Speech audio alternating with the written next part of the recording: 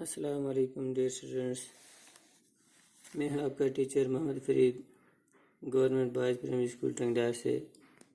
ہم پڑھ رہے ہیں انگلش 8th کلاس کی ریڈنگ کر رہے ہیں lesson number 4 for God's sake hold the thing, page number 27 سے پڑھنا ہے آج۔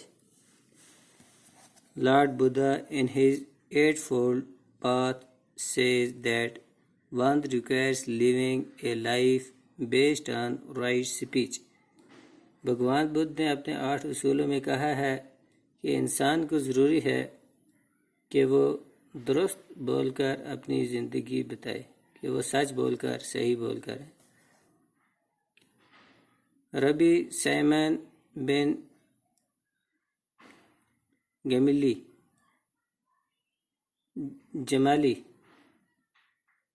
Rabbi Simon bin Jamali once said to his servant, "Go to the market and buy me something good to eat."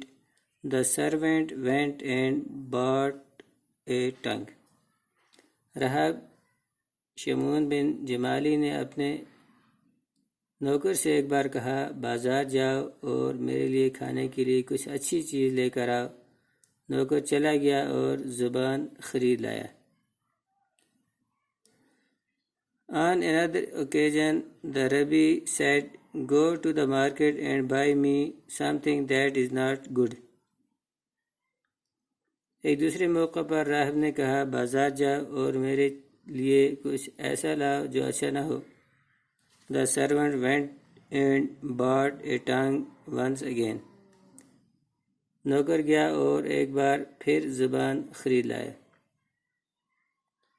This time the Rabbi said to him angrily۔ اس بار راہب نے اس سے غصے سے پوچھا، What does this mean؟ اس بات کا کیا مطلب ہے؟ When I told you to buy something that was good, you bought a tongue۔ جب میں نے تم سے کچھ اچھا خرید کر لانے کے لیے کہا تو تم ایک زبان خرید لائے۔ Now when told you buy something bad, you bought a tongue again۔ اب جب تم سے کچھ برا خرید کر لانے کے لیے کہا تو پھر ایک زبان خرید لائے ہو۔ The servant replied۔ نوکر نے جواب دیا، From the tongue issues the good and also the bad۔ زبان سے اچھا بھی نکلتا ہے اور برا بھی۔ There is nothing better than a good tongue and nothing worse than an evil one۔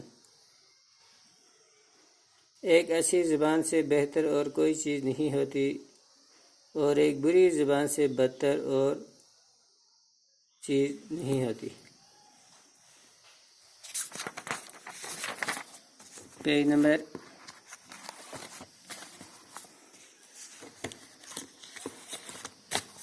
28 پہ پہنچے ہم۔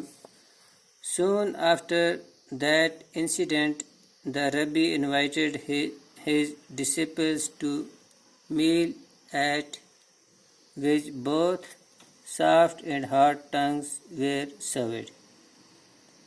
اس واقعے کے فوراً بعد ربی نے اپنے شاگردوں کو کھانے پر بلایا جہاں نرم اور سخت دونوں قسم کی زبانیں پروسی گئی تھی۔ The disciples ate the soft ones and left the hard ones untouched۔ شاگردوں نے ملائم زبانیں کھا لیں اور سخت والی زبانیں بغیر چھوئے ہی چھوڑ دی۔ Nothing this the Rabbi said to his disciples۔ اس بات کو دیکھتے ہوئے راہب نے اپنے شاگردوں سے کہا، As you choose the soft tongues,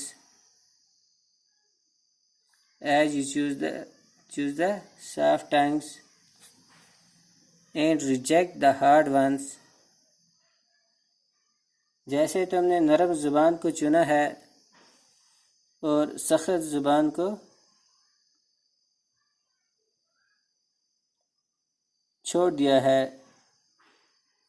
So also use only a soft tongue in your conversation with one another. اسی طرح ایک دوسرے سے اپنی بات چیت میں صرف نرم زبان کا استعمال کرو. شکریہ.